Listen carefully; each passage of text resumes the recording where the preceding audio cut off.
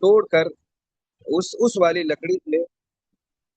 والی لکڑی سے مسواک کو مکروہ قرار دیا گیا ہے۔ وَكَرِهُ لَهُ السِّوَاكَ آخِرَ النَّهَارِ، ایک تو تر لکڑی سے مسواک مکروہ ہے، دوسرا مسواک مکروہ ہے دن کے آخر میں۔ دن کے آخر سے مراد ہے زوال کے بعد، کہ زوال کے بعد مکروہ ہے۔ وَلَمْ يَرَ الشَّافِعِيُّ بِالسِّوَاكِ بَأْسًا، لیکن امام شافعی نے کوئی حرج نہیں سمجھا شروع کے دن میں یا آخر میں۔ وَكَرِهَ احمد و اسحاق السِّوَاكَ آخِرَ النَّهَارِ، وہ کہتے ہیں آخر میں، یعنی دن کے آخر میں مکروہ ہے۔ یہ امام شافعی کا بھی ایک قول ہے۔ دیکھو مسواک کے حوالے سے احناف کا تو مذہب یہ ہے کہ مطلقاً مسواک کر سکتے ہیں روزے کی حالت میں۔ مطلقاً سے مراد ہے خواہ تر لکڑی کی ہو، خواہ خشک لکڑی ہو، خواہ زوال سے پہلے ہو، خواہ زوال کے بعد ہو۔ اب امام احمد رحم اللہ کا ایک مذہب یہ نقل کیا جاتا ہے کہ وہ فرض اور نفل میں فرق کرتے ہیں، کہ نفل روزے میں مسواک کر سکتے ہیں اور فرض میں گویا کہ نہیں کر سکتے، جبکہ امام مالک رحم اللہ تر اور خشک مسواک کا فرق کرتے ہیں۔ اور جو ہے نا یہی مذہب اور کچھ جو ہے نا وہ زوال سے پہلے اور زوال کے بعد کا فرق کرتے ہیں، اور امام شافعی کی طرف بھی ایک قول منسوب ہے۔ جو لوگ زوال سے پہلے اور بعد کا فرق کرتے ہیں ان کی دراصل دلیل یہ ہے کہ ایک حدیث میں آپ علیہ السلام نے فرمایا کہ جو روزہ دار کے منہ کی جو اسمیل ہے یا جو بدبو ہے وہ اللہ کو مشک سے زیادہ محبوب ہے۔ تو اب ظاہر ہے یہ کب آتی ہے یہ اسمیل؟ یہ دراصل جب معدہ خالی ہو جاتا ہے تو ایک خاص قسم کی گویا کہ بو ہوتی ہے، وہ معدہ کے خالی ہونے کی وجہ سے ہوتی ہے۔ تو اسی کے لیے لفظ آیا خلوف، لخلوف فم الصائم، تو وہ کہتے ہیں وہ تو اللہ کو ناپسند ہے، تو جو بو اللہ کو پسند ہے تو مسواک سے اسے کیوں دور کیا جاتا ہے؟ تو لہٰذا یہ مکروہ ہوگا۔ لیکن ہم احناف جواب یہ دیتے ہیں کہ دیکھیں وہ جو خلوف ہوتا ہے نا وہ تو معدے کی وجہ سے ہوتا ہے، تو وہ مسواک سے دور بھی نہیں ہوگی۔ مسواک سے تو وہ بو یا وہ چیز دور ہوگی جو جس کا محل دانت کے اندر ہے، منہ کے اندر ہے، تو لہٰذا وہ اس میں ہوگی، وہ اس سے دور ہوگی۔ خلوف تو اس سے دور ہی نہیں ہوگی، اگر عارضی طور پر دور ہو بھی جائے تو دوبارہ پھر پیدا ہو جائے گی۔ تو لہٰذا اس کی وجہ سے پھر یہ کہنا کہ مسواک نہیں کر سکتے یا مکروہ ہے یہ ٹھیک نہیں ہے۔ جی آگے۔ بسم الله الرحمن الرحيم. باب ما جاء في الكحل للصائم. وبه يقول حدثنا عبد الأعلى بن واصل قال حدثنا الحسن بن عطية قال حدثنا أبو عاتكة عن أنس بن مالك رضي الله عنه قال جاء رجل إلى النبي صلى الله عليه وسلم قال اشتكت عيني أفأكتحل وأنا صائم قال نعم. وفي الباب أن أبي رافع رضي الله عنه قال أبو عيسى حديث أنس حديث إسناده ليس بالقوي ولا يصح عن النبي صلى الله عليه وسلم في هذا الباب شيء. وابو عاتقہ یضعف واختلف اہل العلم فی الکحل للصائم فکرہہ بعضهم وهو قول سفیان وابن المبارک واحمد واسحاق ورخص بعض اہل العلم فی الکحل للصائم وهو قول الشافعی۔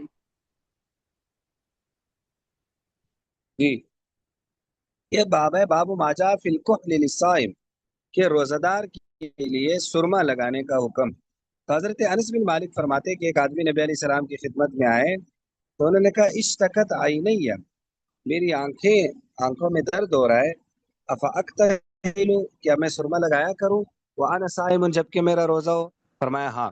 وفی الباب عن ابی رافع قال ابو عیسیٰ حدیث انس حدیث اسناد لیس بالقوی، کہ یہ حدیث ضعیف ہے اور نبی علیہ السلام سے اس موضوع میں کوئی صحیح احادیث نہیں ہے، اور ابو عاتقہ کی وجہ سے کہ یہ ضعیف ہے ان کو ضعیف قرار دیا جاتا ہے۔ اور اہل علم کا کحل للصائم میں اختلاف ہے، بعض نے مکروہ سمجھا ہے اور یہی سفیان ثوری، ابن مبارک، احمد اسحاق کا قول ہے، اور بعض نے اس کی اجازت دی ہے اور یہ امام شافعی کا قول ہے۔ دیکھو روزے کی حالت میں آنکھ میں سرما لگانے سے یا کوئی دوا ڈالنے سے، دیکھو سرما لگانا یا کوئی سیال دوا، یعنی جو ایک جس طرح ہم آنکھ میں کوئی بھی دوائی ڈالتے ہیں وہ مکروہ نہیں ہے۔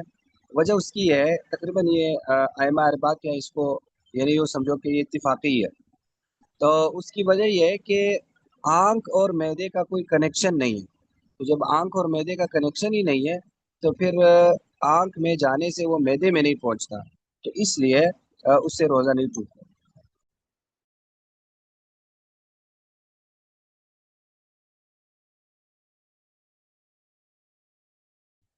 جی آگے دیکھو، اس حوالے سے اصول یہ ذہن میں رکھیں، آگے بھی ویسے کچھ مسئلے آئیں گے۔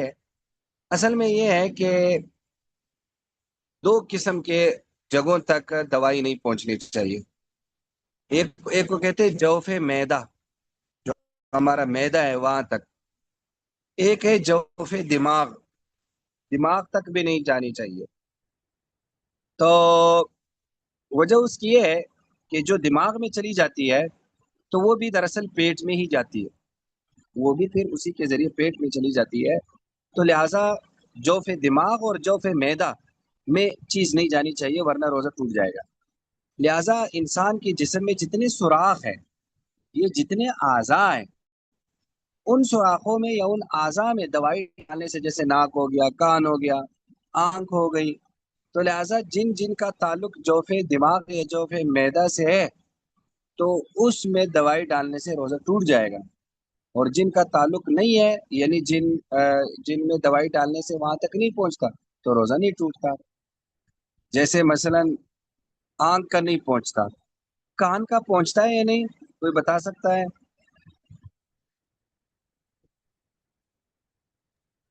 تو جی آنکھ میں ڈالنے سے ویسے گلے میں ذائقہ آ جاتا ہے، یہ ڈاکٹر صاحب صحیح بتا سکتے ہیں، لیکن ہاں ہاں، بالکل ایسی آنکھ میں ڈالنے سے گلے میں ذائقہ آ جاتا ہے۔ اس کی وجہ یہ بھائی نہیں گلے ہے میں کہ ذائقہ آنکھ کیا، ہاں بالکل بالکل، اس کی وجہ یہ نہیں ہے کہ آنکھ میں کوئی سوراخ ہے۔ دیکھو اس میں بھی ایک اور اصول، اچھا ہوا آپ نے سوال کیا کہ یہ سوراخ کے ذریعے چیز جانی چاہیے۔ اگر مسام کے ذریعے چلی جائے، دراصل آنکھ میں جب ڈالتے ہیں تو وہ اندر مساموں سے ہوتا ہوا ہمارے منہ تک پہنچ جاتا ہے، تو مسام سے جانے سے بھی روزہ نہیں ٹوٹتا۔ جیسے ہم نہاتے ہیں تو ظاہر ہے مساموں کے ذریعے کچھ نہ کچھ پانی تو اندر اس سے بھی چلا جاتا ہے، تو مسام اور یہ انجیکشن سے بھی اسی وجہ سے روزہ نہیں ٹوٹتا، وہ دراصل مساموں کے ذریعے پہنچائی جاتی ہے۔ تو چونکہ وہ مسام دراصل وہ کہ یوں سمجھو کہ وہ چیز کو جذب کرتی ہے اپنے اندر، تو اس سے بھی روزہ نہیں ٹوٹتا۔ تو اس کی وجہ یہی ہے کہ وہ مسام کے ذریعے پہنچ جاتا ہے، باقاعدہ کوئی سوراخ نہیں ہے، یعنی ایسا نہیں ہے کہ وہ آپس میں اوپن ہے، وہاں اوپن چیز نہیں ہے۔ اب بات سمجھ میں آ گئی؟ ایکسکیوز می جی سر. اس میں ناک سے اور آنکھ کے درمیان ایک نالی ہوتی ہے، اس کو نیزو لیکریبل ڈکٹ کہتے ہیں، اس میں سے جو ہے وہ دوا بھی جاتی ہے یا پانی بھی ناک کا جو ہے، یعنی کان کا جو ہے وہ اس میں چلا جاتا ہے ناک۔ ناک کا پہنچ رہے ہیں، ناک کا بتا رہے ہیں نا، تو ناک میں ڈالنے جی سے جی ظاہر ہے روزہ پہ ٹوٹ جائے گا۔ ہاں ناک میں ٹوٹ جائے گا، کیونکہ ناک کا تو پہنچتا ہے نا، لیکن کیا کان کا جی جی پہنچتا ہے؟ آپ میں سے کوئی بتا سکتا ہے؟ ہاں نہیں، پہلے تو ذرا یہ آنکھ کا بھی بتا دینا، کیونکہ آنکھ میں مساموں سے نہیں جاتا، وہ ایک نالی کے ذریعے ناک میں جاتا ہے، پھر ناک سے ظاہر وہ حلق میں جاتا ہے۔ اصل میں نا یہ جو نالی آپ بتا رہے ہیں، وہ نالی کیا جا کر ہمارے حلق میں اوپن ہو جاتی ہے؟ ناک میں اوپن ہوتی، ناک میں اوپن ہوتی ہے؟ جی جی آنکھ سے وہ ناک میں اوپن ہوتی بس یہ دیکھو یہ ایک طبی ہے۔ مسئلہ ہے، لیکن ابھی تک جو اس میں جو جدید تحقیقات ہوئی ہیں وہ بھی یہی بتاتے ہیں کہ اس میں وہ والا اوپن نہیں ہے، آنکھ میں ڈالنے سے، دوائی ڈالنے سے نہیں ٹوٹتا، کیونکہ وہ اصل میں نا جیسے نہیں ہمارا ناک اور گلا اوپن ہے، سمجھے نہیں سمجھے؟ یہ بہت ہی اوپن ہے، اس طرح کا اوپن ہونا چاہیے، وہ آنکھ میں اس طرح سے اوپن نہیں۔ بات سمجھ میں آ گئی یا نہیں آئی؟ ہاں مطلب ایسے نہیں ہے کہ ایک سوراخ ہو، اس کے نالی کے دو سوراخ، دو سرے پہ سوراخ ہوتے ہیں، اوپر ایک آنکھ میں کھلتا ہے، ایک نیچے ہاں ناک میں کھلتا ایسا نہیں ہے نا، تو لہٰذا ایسا ہے۔ سے پھر نہیں ٹوٹے گا۔ ارے وہ اور تو کان، ہمارا پورا جسم ہی آپس میں جڑا ہوا ہے نا، پورا جسم ہی آپس ہاں میں نہیں جڑا وہ، ہوا ہے، تو وہ تو ہاں، تو اس جڑنے سے نہیں ٹوٹتا، تو وہ اصل میں وہ باقاعدہ اوپن جس کو کہتے ہیں نا، تو اس کو وہ یوں کہتے ہیں، اس کو ہمارے یہاں کہتے ہیں منفذ کا لفظ، ہماری فقہ والوں نے اس کے لیے لفظ استعمال کیا منفذ، منفذ معتبر۔ منفذ کا مطلب ہوتا ہے سوراخ، معتبر کا مطلب ہوتا ہے جو اتنا اوپن ہو، جو باقاعدہ ڈائریکٹ معدے سے لنک کرتا ہو یا ڈائریکٹ دماغ سے لنک کرتا ہو، تو وہ منفذ معتبر سے پہنچے گا تو روزہ ٹوٹے گا، منفذ غیر معتبر سے پہنچے گا تو روزہ نہیں ٹوٹے گا۔ تو یہاں منفذ تو ہے لیکن غیر معتبر ہے، یعنی وہ ڈائریکٹ اس طرح سے لنک نہیں ہے۔ یہ آنکھ والا آپ سمجھ میں آ گیا؟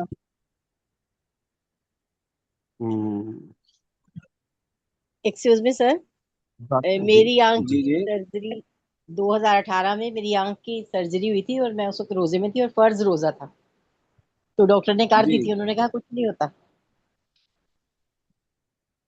انہوں نے کہا میں کہہ کچھ رہی ہوں نہیں ہوتا۔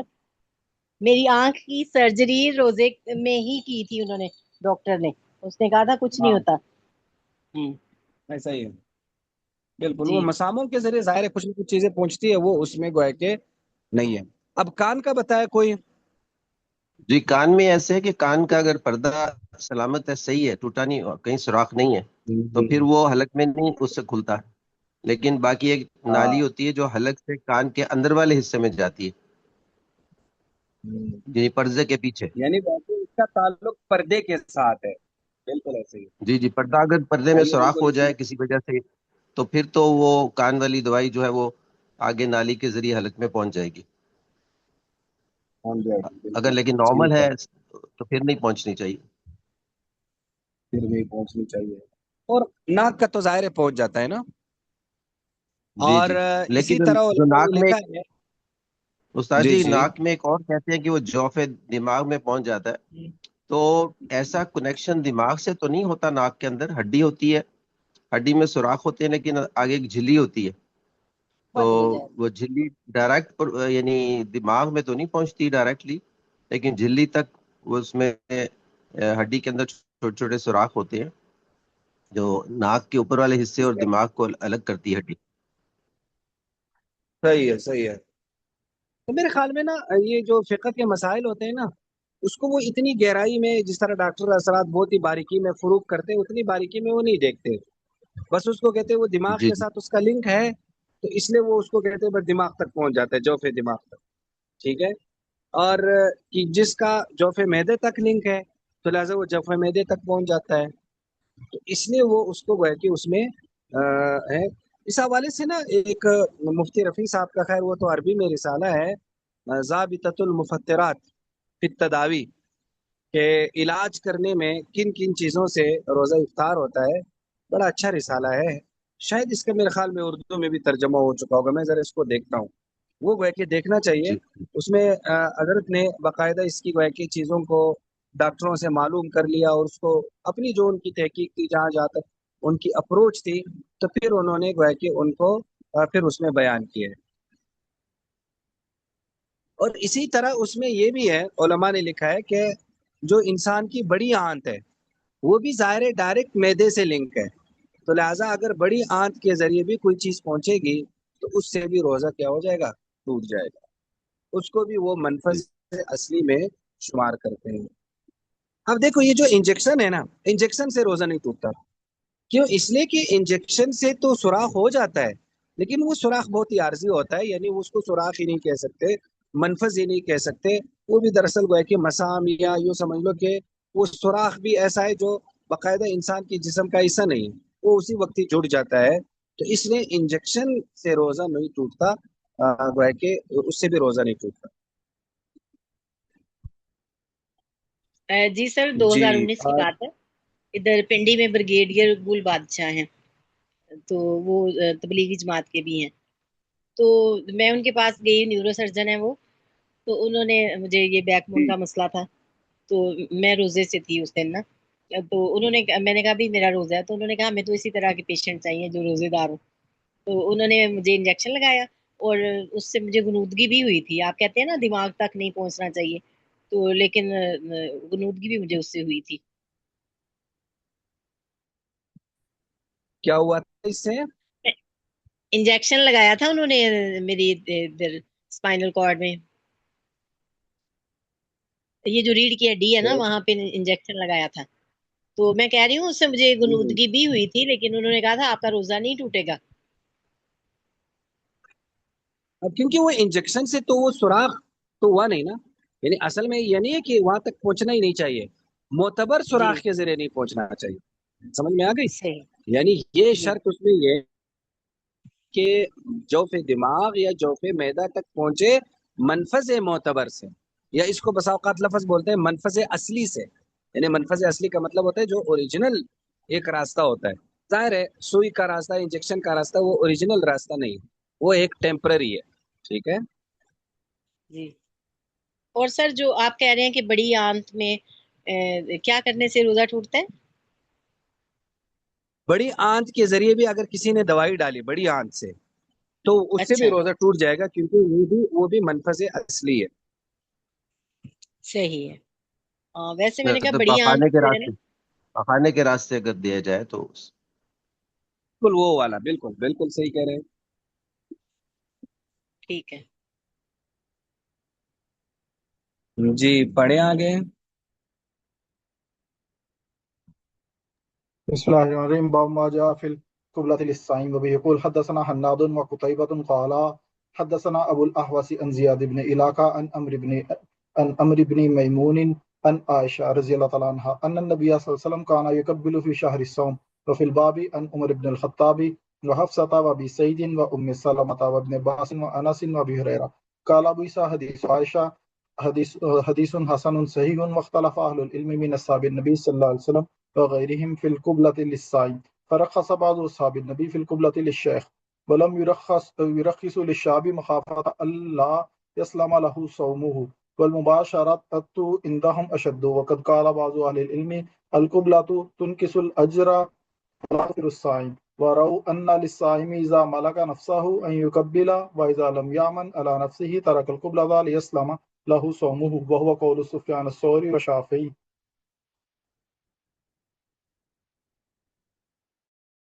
شابش ماشاء اللہ. یہ باب ہے باب ما جاء فی القبلۃ للصائم، کہ روزہ دار کے لیے بیوی کا بوسہ لینے کا حکم. تو حضرت عائشہ رضی اللہ تعالیٰ فرماتی ہیں کہ نبی علیہ الصلوۃ والسلام کان یقبلو، وہ بوسہ لیتے تھے فی شہر صوم، رمضان والے مہینے میں، یعنی چومتے تھے. تو اس سے معلوم ہے کہ روزہ نہیں ٹوٹتا. وہ فی الباب عن عمر بن الخطاب و حفصہ و ابی سعید و ام سلمہ و ابن عباس و انس و ابی ہریرہ رضی اللہ عنہم قال ابو عیسیٰ حدیث عائشہ حدیث حسن صحیح. واختلف اہل العلم کا اختلاف ہے نبی علیہ السلام کے صحابہ وغیرہ کا قبلہ للصائم میں. تو بعض نبی علیہ السلام کے صحابہ بوڑھے کے لیے اس کی اجازت دیتے ہیں، ولم یرخصوا للشاب، نوجوان کے لیے اجازت نہیں دیتے. کیوں؟ مخافت، اس ڈر سے، اللہ یسلم له صومو، کہ اس کے لیے اس کا روزہ صحیح سالم بچے گا نہیں، چونکہ ان کے اندر طاقت یا جذبات زیادہ ہوتے ہیں، جذبات اس کے زیادہ ہوتے ہیں نوجوان کے. تو ہو سکتا ہے وہ قبلے سے آگے جماع کی طرف نہ چلا جائے، اس لیے اس کے لیے مکروہ کہا گیا. والمباشرت عندهم اشد، اور مباشرت اس سے زیادہ اشد ہے. مباشرت کا مطلب ہوتا ہے مس الجسد بالجسد، یعنی جسم کو جسم کے ساتھ ملانا، تو وہ اس سے زیادہ اشد ہے. ظاہر ہے یعنی خاص طور پر بلا حائل جسم ملانا بغیر کپڑوں کے، ظاہر ہے اس سے تو اور زیادہ انسان وہ کہ جماع کے قریب ہوتا ہے، اس لیے اس میں کراہت زیادہ ہے. اشد کا یہ مطلب ہے. اور بعض عالم فرماتے القبلۃ تنقص الاجر ولا تفطر الصائم، کہ جو قبلہ ہے یہ ثواب کو کم کرے گا لیکن روزہ افطار نہیں کرے گا. اور وہ یہ سمجھتے ہیں کہ صائم اذا ملک نفس، اگر اسے اپنے اوپر قابو ہو، ایقبل، تو وہ تقبیل کرے. وَإِذَا لَمْ يَأْمَنْ عَلَى نَفْسِ، اگر اپنے اوپر اسے امن نہ ہو، اپنے اوپر اعتماد نہ ہو، ترک القبلہ لیسلم له صومه، تاکہ اس کے لیے اس کا روزہ صحیح سلامت رہے. وہ قول سفیان الثوری والشافعی. تو لہٰذا چومنے سے بھی ظاہر ہے روزہ نہیں ٹوٹتا، کیونکہ اس سے نہ تو روزے کے جو 3 احکامات، 3 رکن ہیں، جماع اور کھانا پینا، وہ ظاہر ہے یہ اس میں نہیں پایا جاتا. لیکن چونکہ یہ وسیلہ بن سکتا ہے جماع کا، اس لیے فرمایا گیا کہ اس میں کراہت ہے. پھر بعضوں نے فرق یہی کیا کہ جوان آدمی کو اجازت ہے، بوڑھے کو اجازت نہیں ہے. بعضوں نے یہ فرق کیا کہ جس کو اپنے اوپر کنٹرول ہو اس کے لیے اجازت ہے، خواہ جو بھی عمر ہو، اور جس کو کنٹرول نہ ہو تو اس کے لیے اجازت نہیں ہے. تو اس طرح سے گویا کہ اس میں فروق کیے گئے. اور اس میں ایک اور چیز آپ نے سمجھنا ہے، اس کو کہتے ہیں سد للذریعہ یا سد ذریعہ. سد ذریعہ کا مطلب ہوتا ہے اس وسیلے کو ہی روک دینا، اس ٹول کو ہی روک دینا، یا اس راستے کو ہی روک دینا جو کسی گناہ تک پہنچاتا ہے. تو شریعت کے بہت سارے احکامات سد ذریعے سے بھی تعلق رکھتے ہیں. یعنی سد ذریعہ کا مطلب ہوتا ہے کہ وہ حکم فی نفسی اس میں خرابی نہیں ہوتی، یا وہ جو مسئلہ ہوتا ہے فی نفسی اس میں خرابی نہیں ہوتی، لیکن چونکہ وہ انسان کو وہاں تک پہنچاتا ہے، اس لیے پھر اس میں خرابی آ جاتی ہے، ایک گناہ تک پہنچاتا ہے، اس لیے پھر گویا کہ وہ منع ہو جاتا ہے۔ تو سد ذریعہ کا پھر عمومی طور پر حکم یہ ہوتا ہے کہ وہ فی نفسی منع نہیں ہوتا۔ لہٰذا اگر ایک مثلا ایک ایسا آدمی جو ان حدود و قیود کو جانتا ہے تو بسا اوقات اس کے لیے سد ذریعہ کی اجازت ہو جاتی ہے، اور جو نہیں جانتا اس کے لیے اجازت نہیں ہوتی۔ یہ اسی جیسے مسائل ہے، جب وہ عوام لوگ اس کو دیکھتے ہیں تو وہ کہتے ہیں مولویوں نے اپنے لیے حلال کر دیے ہیں، ہمارے لیے حرام کرتے ہیں۔ تو وہ دراصل کچھ چیزیں سد ذریعے سے بھی تعلق رکھتے ہیں، وہ خواص یا ان لوگوں کے لیے جائز ہو جاتے ہیں جو ان حدود کو اچھی طرح سے سمجھتے ہیں، اور جو نہیں سمجھتے ظاہر ہے ان کے لیے پھر منع کر دیا جاتا ہے۔ تو کچھ احکامات کا تعلق اس سے بھی ہوتا ہے۔ جی آگے۔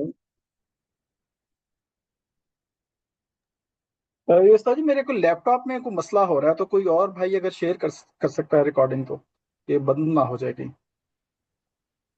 یہ ٹھیک ہے، اور یہ آپ کا یہ اسکرین بھی مسئلہ ہو رہا ہے یا اسکرین ٹھیک ہے؟ جی جی اسکرین کا ہی مسئلہ ہو رہا ہے جی۔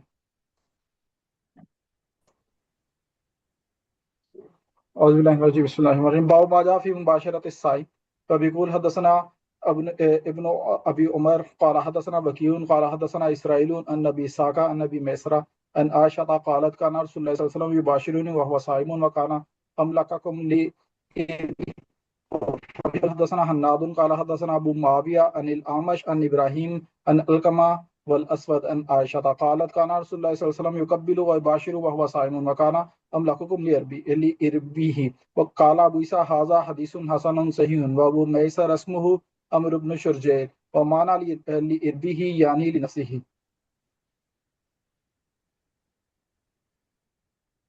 شابش، یہ باب ہے، باب ما جاء فی مباشرۃ الصائم۔ مباشرہ یہ بشر سے، بشر جلد کو کہتے ہیں، کھال کو، تو اس کا مطلب ہے کہ بدن کو بدن کے ساتھ ملانا، یا عام طور پر اس سے مراد ضروری نہیں کہ بدن بدن کے ساتھ ملانا، لیٹنا بھی اس میں آ جاتا ہے، ظاہر ہے اکٹھے لیٹنے میں بھی تو بدن بدن کے ساتھ مل جاتا ہے، تو وہ بھی اس میں شامل ہو جاتا ہے۔ تو حضرت عائشہ رضی اللہ تعالیٰ عنہ فرماتی ہیں کہ نبی علیہ السلام یباشرونی وهو صائم، مجھ سے مباشرت کیا کرتے تھے جب کہ آپ روزہ۔ دیکھو مباشرت کا یہ ایک مطلب کہہ سکتے ہیں کہ ویسے جسم کو جسم کے ساتھ ملاتے تھے، یہ زیادہ تر کچھ لوگوں نے اس کا معنی قرار دیا کہ لیٹتے تھے، تو لہٰذا اس میں بھی خود بخود ہی مباشرت ہو جاتی ہے۔ اور آپ آگے کیا فرمایا، وَكَانَ أَمْلَكَكُمْ لِعَرَبِهِ، کہ نبی علیہ السلام تم میں سے سب سے زیادہ قابو والے تھے اپنی حاجت پر۔ عرب کہتے ہیں خاص طور پر شہوانی حاجت کو کہتے ہیں، یا شہوت والی حاجت کو کہتے ہیں، فرمایا اس پر نبی علیہ السلام کو سب سے زیادہ کنٹرول تھا۔ تو اس لیے مطلب یہ تھا کہ آپ اس لیے کرتے تھے کہ آپ کو کنٹرول، تو لہٰذا اگر کسی کو کنٹرول ہو کر سکتا ہے، اور اگر کرنا ہو تو وہ، اور یہ کہ کان رسول ویباشر وهو صائم وکان املککم لعربی قال ابو عیسیٰ هذا حدیث حسن صحیح، اور ابو میسرہ ان کا نام عمر بن شرحبیل ہے، اور لعربی کا مطلب ہوتا ہے لنفسی، یعنی اپنی ذات، یعنی جو اپنے نفس، جو آپ کے نفس تھا اس کو زیادہ کنٹرول کر سکتے تھے۔ جی آگے۔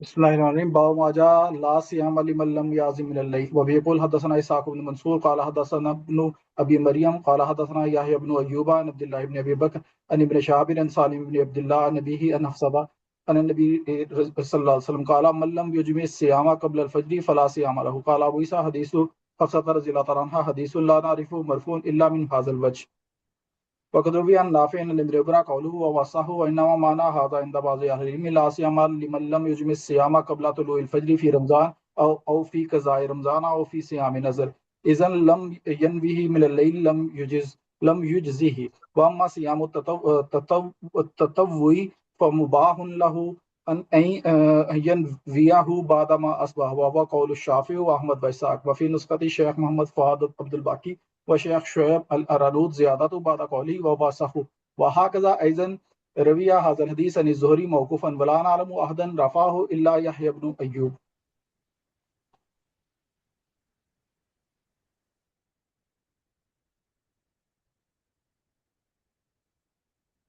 جی یہ باب ہے، باب ما جاء لا صیام لمن لم یعزم من اللیل، کہ اس آدمی کا روزہ نہیں ہوا جس نے رات سے عزم نہیں کیا، جس نے رات سے روزے کی نیت نہیں کی۔ تو حضرت حفصہ فرماتی ہیں کہ نبی سے ملم یجمع الصیام، یجمع کا مطلب بھی ہوتا ہے یعزم، جس نے دل سے یا ارادہ نہیں کیا، نیت نہیں کی روزے کی فجر سے پہلے، فلا صیام لہو، تو اس کا روزہ نہیں ہوا۔ تو آگے امام ترمذی اس حدیث پر تھوڑا سا اس میں کلام کرتے ہیں کہ حدیث و حفصہ حدیث لا نعرف مرفوعا الا من هذا الوجه، یعنی صرف اسی سند سے، یعنی یہ جو یحییٰ بن ایوب ہے نا، اس والی سند سے یہ مرفوع ہے۔ وقد روی عن نافع عن ابن عمر قوله وهو اصح، جبکہ ایک اور سند ہے اس میں وہ ابن عمر کا قول ہے، اس کو نبی علیہ السلام کا فرمان قرار نہیں دیا گیا۔ باقی امام ترمذی فرماتے ہیں وَإِنَّمَا مَعْنَا هذا، اس کا مطلب بعض اہل علم کیا یہ ہے کہ لا صیام، کہ اس کا روزہ نہیں ہے اس آدمی کے لیے جس نے روزے کی نیت نہیں کی قبل طلوع الفجر، فجر سے پہلے، فی رمضان، رمضان کا روزہ ہو یا قضاء رمضان ہو یا نظر کا روزہ ہو، اذا لم ینوی من اللیل لم یجزی، جب وہ رات سے نیت نہ کرے تو جائز نہیں ہے۔ بہرحال اما صیام تطوع، بہرحال نفلی روزہ، فمباح لہو، تو مباح ہے کہ وہ اس کی نیت کرے صبح کے بعد بھی، یعنی فجر صادق کے بعد بھی، وہ امام شافعی اسحاق کا قول ہے۔ دیکھو اس میں یہاں پہلی بات تو یہ سمجھے شریعت نے نیت کا کنسپٹ کیوں دیا، کہ جیسے زکوٰۃ میں بھی نیت ضروری ہے، حج میں بھی نیت ضروری ہے، یا اسی طرح جو ہے نا یہ جو روزہ ہے اس میں بھی نیت ضروری ہے، اور نماز میں بھی نیت ضروری ہے۔ تو نیت کے کنسپٹ کی فقہا یہ بیان کرتے کہ اس کی وجہ ہے عادت اور عبادت میں امتیاز۔ عادت اور عبادت میں امتیاز کیا مطلب؟ کہ دیکھو ایک آدمی ہے وہ عادتاً نہیں کھاتا سارا دن، اس کی عادت ہے، جس طرح نا کئی لوگ جو ڈائٹنگ کرتے ہیں وہ کھاتے ہی نہیں، ایک آدمی وہ 24 گھنٹے ڈائٹنگ پہ وہ کچھ بھی نہیں کھا، کیا اس کو روزہ دار کہیں گے؟ تو اس کی عادت ہے۔ تو نیت اس لیے کی جاتی ہے تاکہ وہ یہ متعین کرے کہ میں یہ جو ابھی کام کرنے لگا ہوں یہ میں بطور عادت کے نہیں کر رہا، یہ میں بطور عبادت کے کر رہا ہوں۔ ایک تو نیت اس لیے کی جاتی ہے۔ اب عبادت متعین کرنے کے لیے ظاہر نیت کی جاتی ہے۔ اب احناف اس میں یہ کہتے ہیں کہ وہ روزے جو پہلے سے متعین ہے، جیسے رمضان کا روزہ ہے، رمضان کے روزے پہلے سے متعین ہیں، یعنی متعین کا مطلب ہوتا ہے کہ اس میں پہلے سے متعین ہے کہ یہ جو دن ہے، یعنی جو رمضان کے دن ہے اس میں آپ لوگوں نے نہیں کھانا، یہ اللہ کی طرف سے تعین ہو چکا ہے، یا وہ بندے کی طرف سے متعین ہے وہ روزے۔ کیسے مطلب بندے کی طرف سے؟ جیسے نظر معین کا روزہ، نظر معین کا مطلب ہے کہ ایک آدمی نے نظر مانی کہ میں اس آنے والے جمعے کو روزہ رکھوں گا، اب اس نے یہاں اس دن روزہ متعین کر لیا، اس کو کہتے ہیں بندے کی تعین۔ تو لہٰذا اگر اللہ کی تعین ہو یا بندے کی تعین ہو، اسی طرح نفل روزہ بھی ایسا ہے جو اللہ کی طرف سے تعین ہے۔ کیوں؟ اس لیے کہ سارا سال ہی نفل روزہ رکھ سکتے ہیں نا، تو گویا کہ سارا سال نفل روزوں کا ہے۔ تو رمضان کا روزہ ہو گیا، نظر معین کا روزہ ہو گیا، نفل کا روزہ ہو گیا، ان کے دن پہلے سے متعین ہے۔ تو جب ان کے دن متعین ہے تو اس میں اگر آدمی نیت نہ بھی کرے، روزے کا ٹائم شروع ہو جائے اور آدمی نہیں کھا رہا، تو اس کا روزہ خود بخود ہو جاتا ہے۔ کیوں؟ اس لیے کہ یہ تو روزے کے لیے ہے ہی متعین، ان دنوں میں تو کوئی اور کام کر ہی نہیں سکتے نا۔ تو گویا کہ روزہ تو اس لیے نیت تو اس لیے کی جاتی ہے تاکہ اس میں عادت اور عبادت میں چوائس ہو، تو پھر بندہ عبادت کو چوز کرے۔ یا تو چوائس ہے ہی نہیں، یا تو عبادت کا ہی وقت شروع ہو گیا، تو لہٰذا اس میں اگر نیت نہ بھی کرے فجر صادق سے پہلے، یعنی روزے کے ٹائم شروع ہونے سے پہلے پہلے نہ بھی کرے، بعد میں بھی کرے، یعنی زوال سے پہلے پہلے تک کرے تو بھی کافی ہے۔ یہ گویا کہ اس میں ایک یہ ہے، احناف اس میں یہ کہتے ہیں۔ اب کچھ ایسے روزے جو متعین نہیں ہے، جن کے دن متعین نہیں ہے، وہ کون سے؟ ایک تو قضاء رمضان کا روزہ، رمضان کی جو قضا، جس کی رمضان میں روزے رہ گئے تو اس کے دن متعین نہیں ہے، وہ بندہ جب مرضی کرے۔ تو گویا کہ رمضان کی قضا کا روزہ ایسا ہے کہ ہر دن رمضان کی قضا کا روزہ بھی بن سکتا ہے اور عادت والا بھی بن سکتا ہے۔ اسی طرح نظر مطلق کا روزہ، نظر مطلق کا مطلب ہوتا ہے کہ ایک آدمی نے نیت کی کہ میں ایک روزہ رکھوں گا، اب ایک روزہ وہ جو جس دن مرضی کرے، تو نظر مطلق کا روزہ اور قضاء رمضان، احناف کہتے کہ اس میں فجر صادق سے پہلے پہلے نیت کرنا ضروری ہے، تاکہ وہ یہ متعین کرے کہ جو ہے نا یعنی کہ وہ روزہ رکھ رہا ہے، وہ جو آگے اپنے منہ کو بند کرے گا یعنی امساک کرے گا، کچھ کھائے گا پیے گا نہیں، وہ بطور عادت کے کر رہے ہیں، بطور عبادت کے۔ اور دوسرا اس میں یہ بھی ہے کہ ظاہر ہے وہ جو ہر دن تو نفل کا بھی روزہ ہے نا، ہر دن نفل بھی رکھا جا سکتا ہے، تو اب اس میں ادھر بھی ایک قسم کا کمپٹیشن ہے کہ نفل رکھنا ہے، نظر مطلق رکھنا ہے، یا رمضان کی قضا کرنی ہے۔ تو خود ان عبادات میں بھی اس کو کہتے ہیں تزاؤم۔ تزاؤم کا مطلب ہوتا ہے آپس میں ایک دوسرے سے ٹکرا رہی ہے، تو اس کو اس ٹکرانے کو ختم کرنے کے لیے پھر نیت ضروری ہے۔ تو گویا کہ احناف کا مذہب کیا ہو گیا کہ رمضان کی قضا اور نظر مطلق کے لیے رات سے نیت کرنا ضروری ہے، اور جو باقی 3 روزے، رمضان کا روزہ یعنی رمضان کا اصلی روزہ جو رمضان کے مہینے میں رکھا جاتا ہے، قضا والا نہیں، نظر معین کا اور نفل کا، اس میں رات سے نیت کرنا ضروری نہیں ہے۔ آپ اس طرح سے فرق کرتے ہیں، جبکہ ائمہ ثلاثہ اس میں فرق نہیں کرتے۔ ائمہ ثلاثہ کہتے ہیں کہ جو بھی واجب اور فرض روزے ہیں ان کو ان کی نیت رات سے کرنا ضروری ہے، لہٰذا اس میں قضاء رمضان ہو گیا، نظر مطلق ہو گیا، نظر معین ہو گیا، رمضان کا ہو گیا۔ ہاں کچھ ائمہ اس میں گویا کہ نفل کی اجازت دیتے ہیں کہ نفل کا صبح کے بعد بھی کر سکتے، جیسے امام شافعی، امام احمد، لیکن جو لازم اور واجب روزے ہیں وہ کہتے ہیں کہ اس میں جو ہے نا رات سے نیت کرنا ضروری ہے۔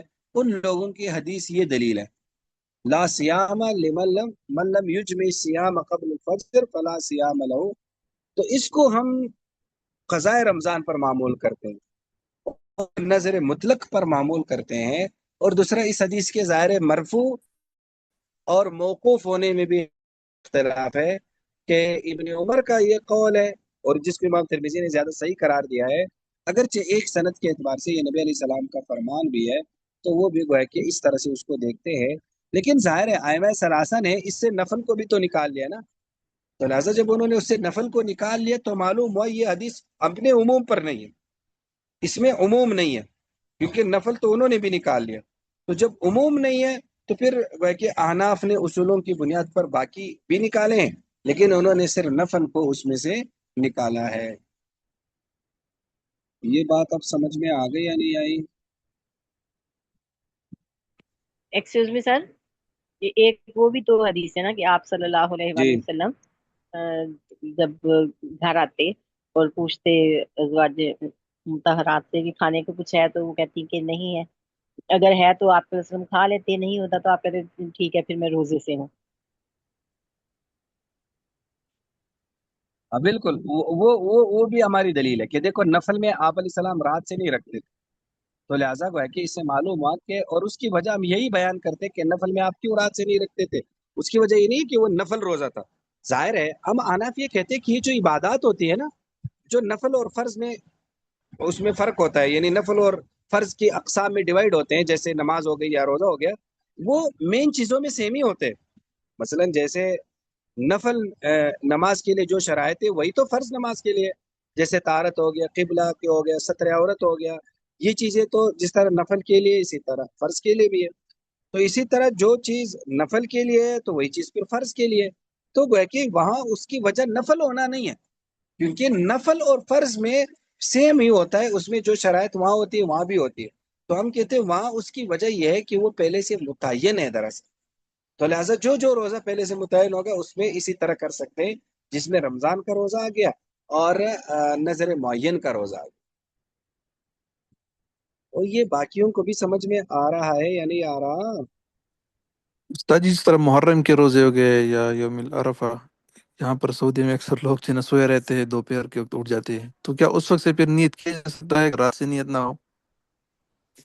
ہاں بالکل کر سکتے ہیں، لیکن اس میں ایک بات ذہن میں رکھنا، اب نیت احناف بھی کہتے ہیں زہوائے کبرا، زہوائے کبرا کا مطلب ہوتا ہے یہ جو دوپہر سے پہلے کا ٹائم ہوتا ہے، جس کو ہم چاشت کا ٹائم کہتے ہیں، یہ جو 10 بجے، 10:30، 11 بجے کے آس پاس کا وقت ہے، اس سے پہلے پہلے نیت کرنا احناف کے یہاں بھی ضروری ہے۔ کیوں؟ اس لیے کہ اگر وہ اس سے پہلے نیت کرے گا ہی نہیں تو اس کا زیادہ والا دن بغیر نیت کے گزرے گا، اور تھوڑا دن اس کا نیت کے ساتھ گزرے گا، تو پھر گویا کہ اس کا مطلب ہے کہ اکثر دن میں اس نے روزہ رکھا ہی نہیں، یعنی اس میں پھر ہم اکثریت کے اعتبار سے اس کی اجازت دیتے ہیں۔ تو لہٰذا اکثر دن کا اس کا نیت کے ساتھ روزہ رکھنا ضروری ہے، اور اکثر دن کا مطلب ہے کہ وہ زہوہ کبریٰ سے پہلے کم از کم نیت کرے۔ اگر وہ زوال کے ٹائم یا زوال کے بعد اٹھائے یا زوال کے بعد اس نے نیت کر لی تو پھر اس کا روزہ نہیں ہے، کیونکہ اس کا زیادہ ٹائم بغیر نیت کے گزرا ہے۔ تو زیادہ ٹائم نیت کے بغیر جب وہ گزارتا ہے تو اس کا مطلب ہے خواہ شریعت کی طرف سے متعین ہے، اس کا مطلب ہے کہ وہ آدمی روزہ رکھنا ہی نہیں چاہ رہا، تو اس لیے پھر وہ ہے کہ اس کو پھر اس میں شامل نہیں کیا جاتا، اس کی نیت کا پھر اعتبار نہیں ہوتا۔ تو اس لیے زہوہ کبریٰ سے پہلے ان روزوں میں بھی نیت کرنا جو ہے وہ ضروری ہے۔ اب سمجھ میں آ گیا؟ جی استاد جی شکریہ۔ جی پڑھے آگے۔ بسم اللہ الرحمن الرحیم۔ باب ما جاء فی افطار الصائم المتطوع وبه قال حدثنا قتيبة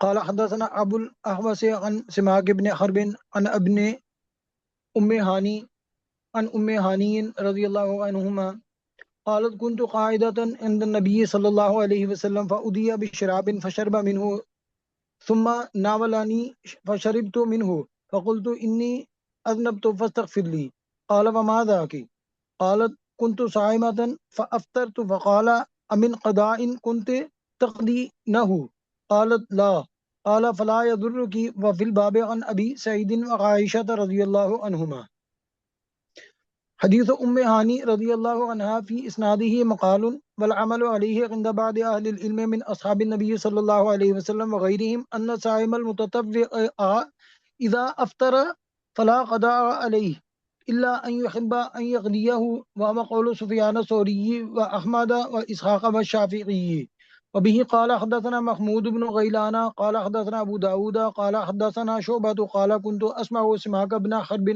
يقول احد بنی ام ہانی رضی اللہ عنہ قال حدثنی فلقیت انا افضلهم وکان اسمه جعدة وكانت ام ہانی رضی اللہ عنہ جدته فحدثني عن جدته رضی اللہ عنہ ان رسول اللہ صلی اللہ علیہ وسلم دخل علیها فدعا بشراب فشرب ثم ناولها فشربت وقالت یا رسول اللہ اما انی كنت صائمة وقال رسول الله صلى الله عليه وسلم الصائم المتطوع امين نفسه ان شاء صام وان شاء افطر قال شعبة قلت له انت سمعت هذا من ام هاني رضي الله عنها قال لا اخبرني ابو صالح واهلنا عن ام هاني رضي الله عنها وروى حماد بن سلمة هذا الحديث عن سماك وقال عن هارون بن بنت ام هاني عن ام هاني رضي الله عنها وروایت شعبۃ احسن هكذا حدثنا محمود بن غیلان عن ابی داود وقال امین نفسه وحدثنا غیر محمود عن ابی داود فقال امیر نفسه او امین نفسه على الشك وهكذا روی من غیر وجه عن شعبۃ امیر او امین نفسه على الشك وبه قال حدثنا هناد قال حدثنا وكيع عن طلحة بن يحيى عن عمته عائشة بنت طلحة عن عائشة أم المؤمنين رضي الله عنها قالت دخل علي رسول الله صلى الله عليه وسلم يوما فقال هل عندكم شيء قالت قلت لا قال فإني صائم وفي نسخة الشيخ محمد فؤاد عبد الباقي والشيخ شعيب بن الأرناؤوط قبل رقم باب صيام المتطوع بغير تبييت۔ استاد جی آگے پڑھوں یا یہاں تک؟ پڑھ لے اسے مکمل کرے۔ وبه قال حدثنا محمود بن غيلان قال حدثنا بشر بن سري عن سفيان عن طلحة بن يحيى عن عائشة بنت طلحة عن عائشة أم المؤمنين رضي الله عنها قالت إن كان النبي صلى الله عليه وسلم يأتيني فيقول عندك غداء فأقول لا فيقول إني صائم قالت فأتاني يوما فقلت يا رسول الله إنه قد أهديت لنا هدية قال وما هي قلت حيث قال أما إني أصبحت صائما قال ثم أكل قال أبو عيسى هذا حديث حسن۔ شاباش ماشاءاللہ۔ یہ دراصل نفل روزے کے بارے میں یہ باب ہے کہ نفل روزے کو توڑنا کیسا ہے۔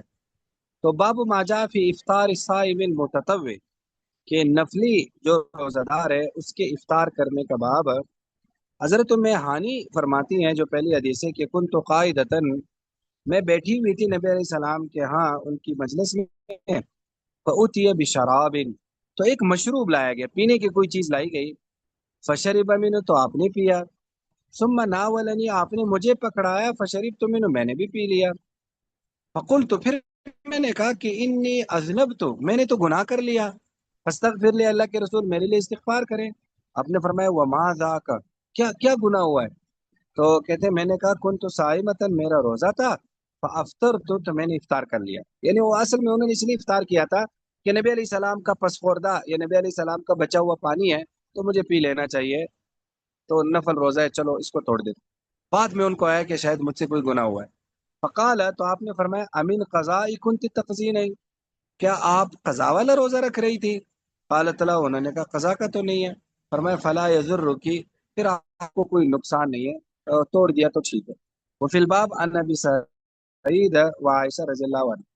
اب امام ترمذی فرماتے ہیں کہ حدیث ام ہانی فی اسنادی مقال، اس کی سند میں کچھ ہے اور عمل اسی پر ہے بعض اہل علم کے، نبی علیہ السلام کے صحابہ وغیرہ، کہ جو سائے میں متطوع ہے، یعنی جو نفلی روزہ دار ہے، جب وہ افطار کرے تو اس پر کوئی قضا نہیں ہے، الا ان یحب ان یقضیہ، مگر یہ کہ وہ خود چاہے کہ وہ قضا کرے پھر کر سکتا ہے، اور وہ سفیان ثوری احمد اسحاق کا قول ہے، یعنی شریعت کی طرف سے لازم تو نہیں ہے قضا، لیکن اگر وہ چاہتا ہے کہ چلو کر لیتا ہوں اس کی قضا، تو کر سکتا ہے۔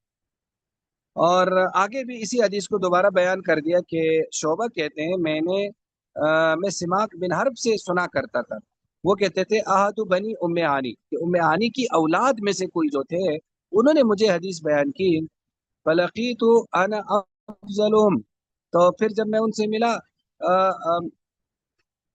تو میں ان میں سے افضل تھا، وکان اسمو جادہ، اور ان کا نام کیا تھا؟ ان کا نام جو ہے نا وہ گئے کہ یعنی وہ وکان افضلوں کا مطلب ہوتا ہے ان کی اولاد میں سے وہ گئے کہ فلقیت انا، میں ان میں سے ملا، افضلهم، وہ ان کی اولاد میں سے بڑے بڑے افضل آدمی تھے، یعنی وہ بڑے ان کی اولاد میں سے بڑے نیک اور معتبر آدمی تھے، اور ان کا نام جادہ تھا۔ تو وکانت ام ہانی جدتو، ام ہانی ان کی دادی بنتی ہے، فحدثنی عن جدتی، اب انہوں نے سند کو جوڑ لیا کہ اس جادہ نے اپنی دادی سے یہ روایت کیا ہے کہ نبی علیہ السلام میرے پاس آئے، فدعا بشراب، کوئی مشروب پیا، فشرب، پی لیا، آپ نے مشروب منگوایا تو پی لیا، ثم ناولا، پھر مجھے پکڑایا، فشربت، تو انہوں نے بھی پی لیا، یعنی ان کی دادی نے، فقالت، تو نے کہا اللہ کے رسول اما انی کنت صائمۃ، میں تو روزہ دار تھی، تو نبی علیہ السلام الصائم المتطوع، جو نفلی روزہ دار ہوتا ہے، امین نفسی، وہ اپنے نفس کا امانت دار ہوتا ہے، انشاء صام، چاہے تو روزہ رکھے چاہے تو افطار کرے۔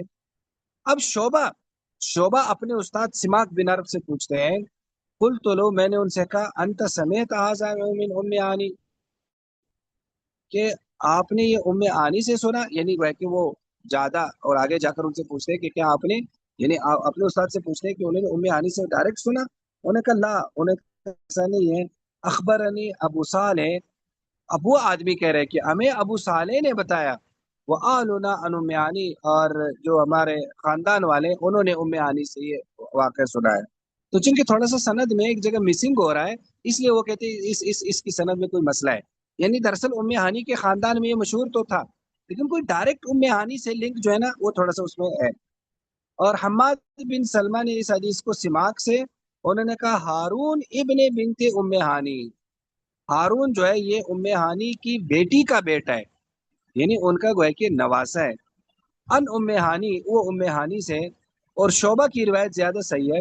آگے کہتے ہیں ہاں قضا، اب اس کی دوسری سند بتا رہے محمود بن غیلان ان ابی داؤد، انہوں نے امین نفسی کہا، لیکن بعض روایات میں امیر نفسی کے الفاظ ہیں کہ جو نفلی روزہ دار ہوتا ہے وہ اپنے نفس کا امیر ہوتا ہے، اپنی ذات کا وہ سربراہ ہوتا ہے، وہ چاہے تو توڑ دے چاہے تو رکھ لے۔ او امین و نفسی، انہوں نے شک کے ساتھ کیا، لیکن شعبہ سے بہت ساروں نے امیر کا لفظ بولا یا امین کا لفظ بولا، شک ہے، یعنی گویا کہ دونوں قسم کے الفاظ آ رہے ہیں۔ اب دوسری حضرت عائشہ رضی اللہ تعالیٰ کی حدیث ہے کہ دخل علیہ رسول اللہ صلی اللہ علیہ وسلم یومن، نبی علیہ السلام ہمارے پاس تشریف لائے ایک دن، فقال ہمیں حل عندکم شیء، کچھ ہے تمہارے پاس؟ قالت، انہوں نے کہا نہیں، فرمایا فإنی صائم، پھر میں روزہ رکھ لیتا ہوں۔ اور آگے حضرت عائشہ ہی سے حدیث ہے، فرمایا ان کان النبی صلی اللہ علیہ وسلم یاتینی، نبی علیہ السلام ہمارے پاس آیا کرتے تھے آئندہ کی غدا، پھر فرماتے تھے کیا ناشتہ ہے؟ غدا جو صبح کھایا جاتا ہے ناشتہ، تو میں کہتی تھی لا نہیں ہے، فرمایا انی صائم، پھر میرا روزہ ہے، فاتانی یوما، ایک دن آپ تشریف لائے، فقلت، تو میں نے کہا اللہ کے رسول انه قد اودیت لنا ہدیہ، ہمیں کوئی ہدیہ آیا ہے کسی طرف سے، تو آپ نے فرمایا کیا ہے؟ کہتے میں نے کہا حیسن، حیس ایک قسم کا حلوہ ہوتا تھا جس میں ستو اور کھجور اور گھی کو ملا کر بنایا جاتا تھا، تو انہوں نے کہا اما انی اصبحت صائما، میں نے تو صبح روزے کی حالت میں کی تھی، یعنی میں نے صبح سے روزے کی نیت کی تھی، قالت فرمایا ثم اکل، پھر آپ نے کھا لیا، یعنی بتایا تھا میں نے صبح ویسے نیت تو کی تھی صبح سے روزے کی، لیکن چلو آپ روزہ توڑ دیتے ہیں، یہ حلوہ کھا لیتے ہیں، یعنی آپ نے وہ کہ روزہ توڑ دیا۔ قال ابو عیسیٰ ھذا حدیث حسن۔ دیکھو اس باب میں دو گوئے کے مسئلے ہیں، پہلا مسئلہ یہاں صرف کرتے ہیں، دوسرے مسئلے کے لیے اگلا باب آئے گا۔ تو پہلا مسئلہ یہ کہ نفل روزے کو توڑنا کیسا ہے، نفل روزے کو کیا توڑ سکتے ہیں یا نہیں؟ تو ائمہ ثلاثہ کے یہاں نفل روزہ توڑنا بلا کراہت جائز، یعنی نفل روزہ عذر ہو نہ ہو، بس آدمی کا دل کرے تو رکھ لے، اور جیسے ہی دل کرے کہ توڑ دے تو توڑ دے، یعنی نفل روزہ بلا کراہت توڑنا جائز ہے۔ لیکن ہم احناف تھوڑا سا اس میں کرتے ہیں، ہم کہتے ہیں بغیر عذر کے اگر توڑے گا تو جائز تو ہے، نفل روزہ ہے، توڑ دے، لیکن کراہت ہے۔ ہاں اگر کوئی معقول عذر ہو تو پھر توڑ سکتے ہیں۔ اب معقول عذر کیا ہے؟ جیسے ایک آدمی مہمان ہے کسی کا، اس کے کسی کی طرف سے دعوت آئی ہے تو یہ عذر ہے، مہمانی بھی عذر ہے۔ یا اسی طرح جیسے ام ہانی کا بھی عذر تھا، عذر کیا تھا کہ انہیں نبی علیہ الصلوۃ والسلام کا بچا ہوا کھانا کھانا تھا، لہٰذا وہ بھی گویا کہ عذر ہے۔ تو اگر اس طرح کا کوئی عذر ہو پھر تو توڑ سکتے ہیں، لیکن ایویں توڑ دینا جیسے بیٹھے بیٹھے کہ چلو توڑ دیتے ہیں، تو یہ تھوڑا سا ایک قسم کا مذاق ہے یا ایک قسم کا وہ ہے کہ ٹھیک نہیں ہے۔ تو اب دیکھو نبی علیہ السلام کا بھی عذر تھا، عذر کیا تھا کہ ظاہر ہے وہ روزہ تو پھر بھی رکھ سکتے ہیں، لیکن وہ حلوہ تو روز روز نہیں آتا نا، تو ایک قسم کا یہ ہو سکتا ہے آپ نے جن لوگوں نے ہدیہ بھیجا ان کی دلجوئی کے لیے آپ نے کھا لیا ہوتا کہ ان کو پتہ چلے کہ بھئی آپ علیہ السلام نے کھا لیا تھا، یا ہو سکتا ہے اپنے گھر والوں کی رکھنے کے لیے آپ نے کھا لیا ہو، یہ ویسی آپ کی اپنی اشتہا ہو گئی ہو کہ یہ ایک نیا کھانا ہے جو روز روز نہیں آتا، چلو اس کو کھا لیتے ہیں، تو اس لیے آپ نے بھائی کھا لیا ہوگا، تو کوئی نہ کوئی عذر ہونا چاہیے۔ لیکن چونکہ دیکھو یہ نفل روزہ ہے تو عذر کوئی بہت بڑا نہیں ہونا چاہیے کہ بھائی کوئی بڑا عذر ہو، نہیں، یہ تو نفل روزہ ہے، اس کے لیے چھوٹا بھی کوئی عذر ہو، یعنی کوئی بھی ریزن بن جائے تو اس کو کیا کر سکتے ہیں، اس کو بہ کے توڑ سکتے ہیں۔ باقی اس کی قضا ہے یا نہیں یہ اگلے باب میں، یہ اگلا باب بھی پڑھ لیں۔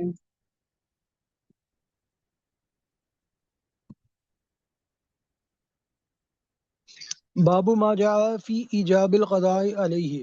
وبه قال حدثنا أحمد بن منيع قال حدثنا كثير بن هشام قال حدثنا جعفر بن برقان عن الزهري عن عروة عن عائشة رضي الله عنها قالت كنت أنا وحفصة صائمتين فعرض لنا طعام اشتهيناه فأكلنا منه فجاء رسول الله صلى الله عليه وسلم فبدرتني إليه حفصة وكانت ابنة أبيها فقالت يا رسول الله إنا كنا صائمتين فعرض لنا طعام اشتهيناه فأكلنا منه قال اقضيا يوما آخر مكانه.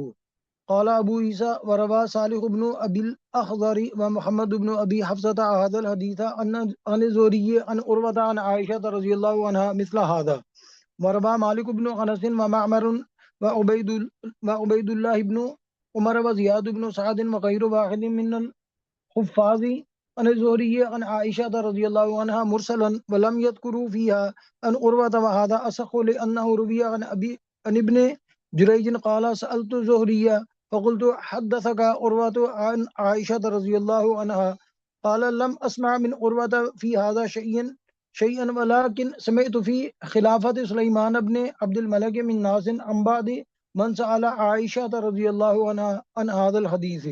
وبه قال حدثنا بهذا علي بن عيسى بن يزيد البغدادي قال حدثنا رواح بن عبادة عن ابن جريج فذكر الحديث. وقد ذهب قوم من أهل العلم من أصحاب النبي صلى الله عليه وسلم وغيرهم إلى هذا الحديث فرأوا عليه القضاء إذا أفطر وهو قول مالك بن أنس.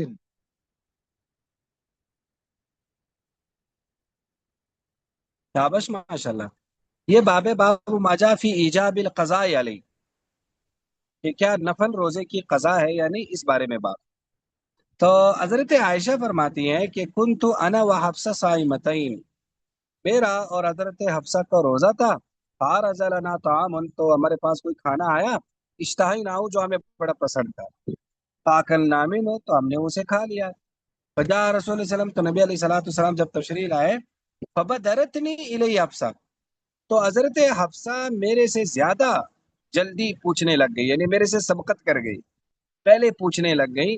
ساتھ انہوں نے کیا فرمایا، وکانت ابنت ابیا، وہ تو اپنے باپ کی بیٹی تھی، باپ کی بیٹی تو ساری ہوتی ہیں۔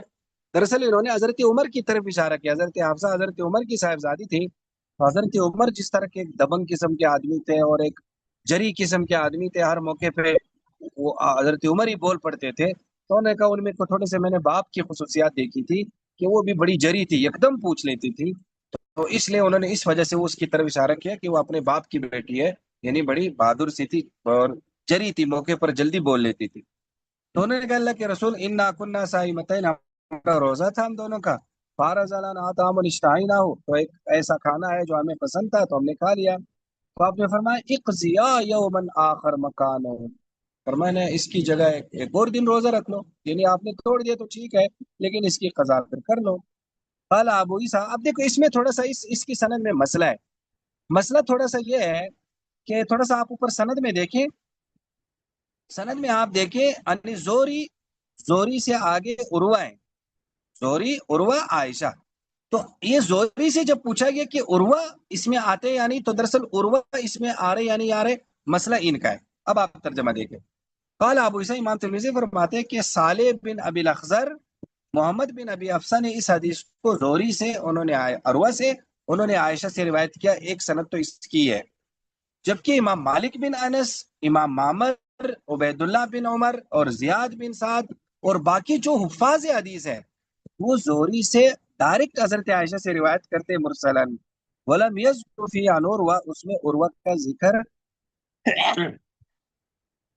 نہیں ہے، فرمایا یہ زیادہ صحیح ہے کیونکہ اس کے راوی ذرا زیادہ تگڑے ہیں، لأنه روی عن ابن جریج، کیونکہ وہ ابن جریج سے اس طرح سے روایت کرتے ہیں، یعنی اب اس کی وجہ یعنی ان لوگوں کی زیادہ کیوں صحیح ہے، اب وہ ایک واقعہ اس کا ذکر کرتے ہیں، کہتے ہیں دراصل ابن جریج سے یہ مروی ہے، ابن جریج کہتے ہیں میں نے زہری سے پوچھا، فقلت، میں نے کہا احدثک عروہ عن عائشہ، کیا عروہ نے آپ کو حضرت عائشہ سے حدیثیں سنائی ہیں؟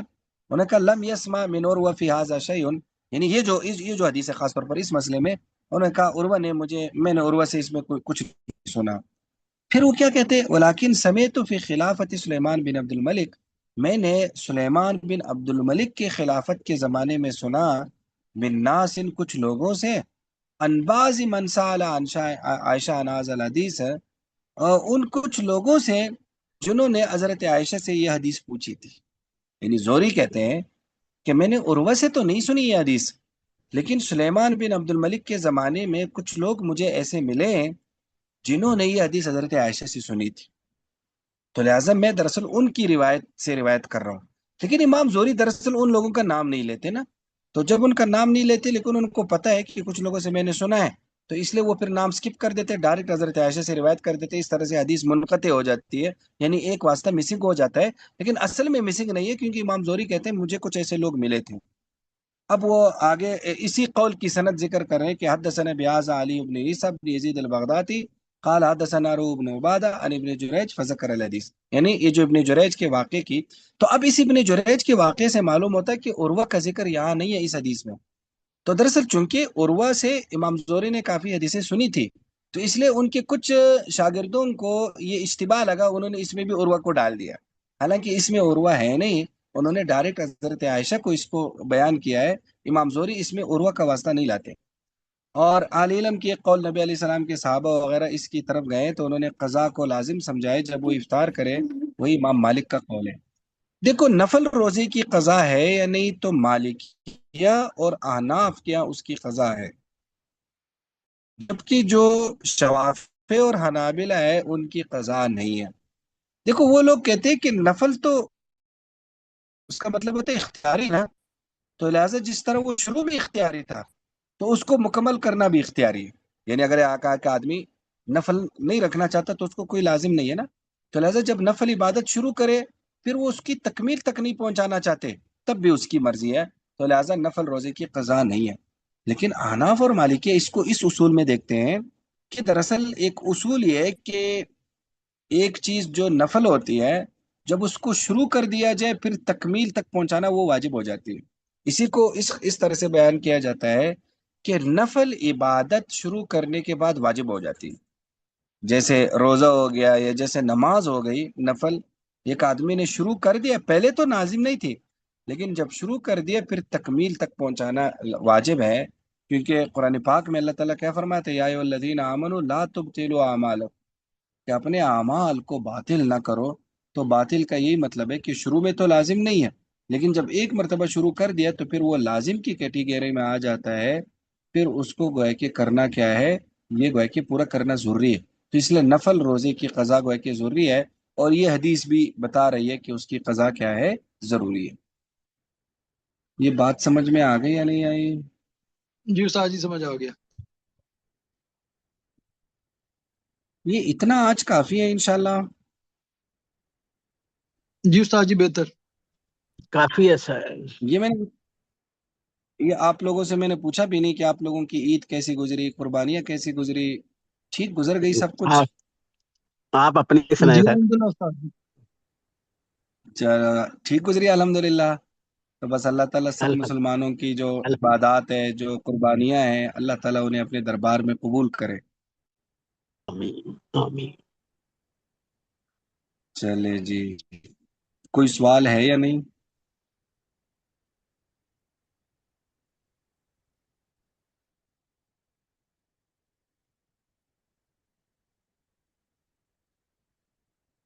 کوئی سوال نہیں ہے؟